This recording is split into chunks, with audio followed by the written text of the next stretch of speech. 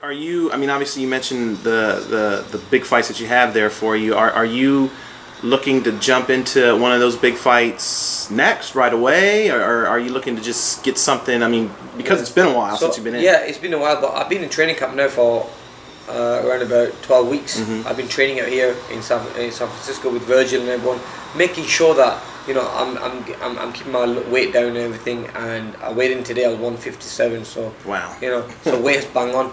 And I've been sparring and everything. Got a feel of the hand. So everything's gone great. So in a way, it's been like a fight camp. I've been here for 12 weeks. I've had hard sparring and everything. Virgil's been happy with my performance. If I was sat at home not doing anything, then that's what you call bad. That's me. That would have been career threatening. But I've been in the gym working hard. So even if I don't fight now, because I'm thinking of having a tune-up fight. Even if I don't have a tune-up fight, then I think I'll be ready for a big fight after Ramadan, because I've had like a camp.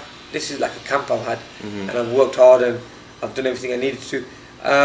Looking at tune-up fights, a tune-up fight is always good for a fighter, but I think I'm past that. I think I'm past that as a fighter where I've been in with the biggest names in boxing, and do I really need a tune-up fight? Do I really need a guy who I'm going to go in the ring and knock out, where people know Amir Khan's going to win this fight? And I don't really need that. I think I can come back and go straight to a hard fight. That's the reason I wanted to come here and spend time and get my hand fixed, and I can jump into a big fight. So it's up in the air at the moment if I'm going to take a tune-up and who it's going to be against.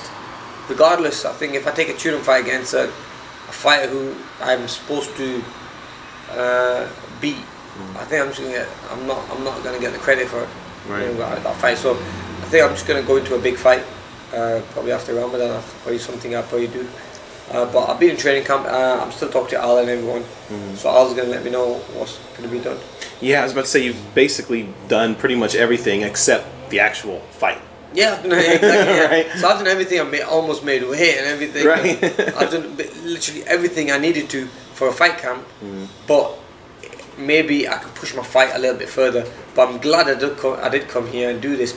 Another reason is that my days in the US, I can't be here more than 180 days. So I have to manage my days in the US as well. So sometimes I have to travel, and it's not about traveling in now, like going out and coming back and then it resets my days. It doesn't.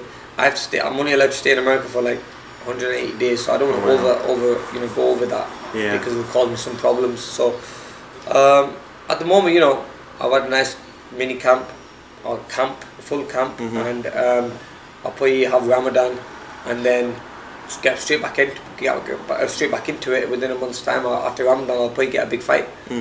When does Ramadan end? August or July? End of July. Mid-July. Sorry, mid-July. Mid-July. Okay, so you're probably going to look to come back end of July, August, something like that. Maybe August, September. August would be good. Yeah. August, and then maybe move on to a December fight as well. Yeah. So wow, you're still gonna try and get 2 in? I'm gonna try to still get 2 in. Yeah, definitely. Yeah. Hopefully the hand will be so good that it feels as good as my left hand. And then But definitely I want to keep myself busy now. I'm 30 years old. I'm at a stage where I want to get a few good fights in.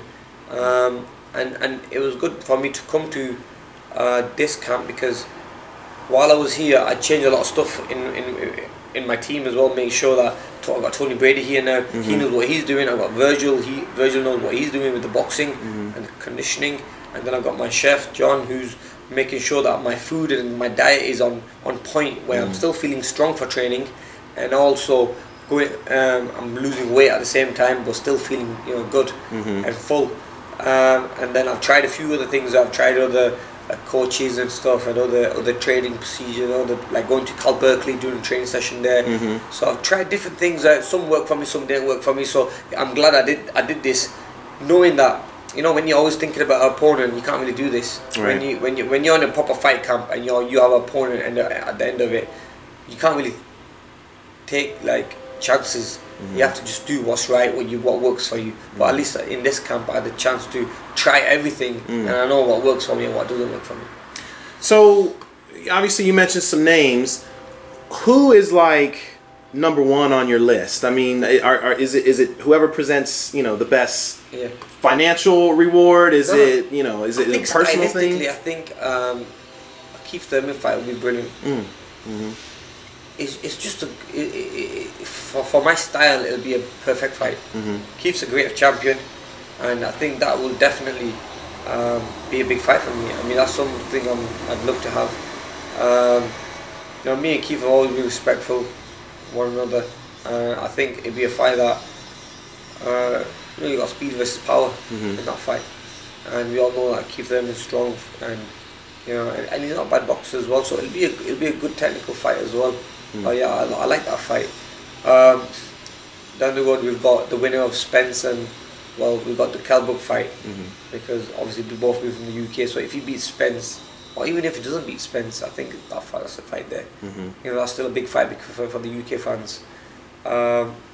Then you've got the rematch with Garcia or Peterson. Peterson now is a world champion, so that could work, you know. When I fought Peterson, I gave him an opportunity to fight for my world title, so I think I definitely deserve a rematch with him, and this time we do it somewhere neutral, so that might help.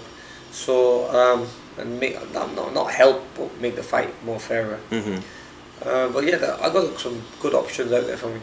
You know, you mentioned Keith Thurman would be a good fight for you stylistically. Obviously, I assume you saw his fight with Danny Garcia. Yeah. In watching that fight, did you see some things that you could take advantage of? I did, yeah. You know, obviously, I think speed is definitely a key in that fight.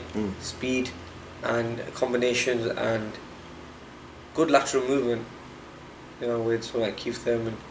Keith sometimes is a little flat-footed at times, and you know, puts punches together really well. But I think that will definitely what helped me in the fight is if that fight happened was be the speed, you know, hitting, moving. That would be definitely a good fight for me. Did you score that fight? Did you have Keith win? I scored it, yeah. I had Keith winning by like a couple of rounds. So yeah, Keith won that fight. It was good. It was a good fight, and it was, you know, I think stylistically it's a very good fight for me. So that's why I won that fight. And by beating someone like Keith Thurman would definitely take me right to the top of the welterweight division. But then you got Manny Pacquiao there, which maybe could happen still, the Pacquiao fight. So there's a few names there. Look, I'll give you a handful of names. You've got Thurman, you've got Pacquiao, you've got the rematch with Garcia, Peterson, Kelbrook. So you've got 5 names there in the welterweight division. So that's why like the welterweight division is still, you know, strong, going good. Yeah. And I'm still up there with like the big names. So yeah.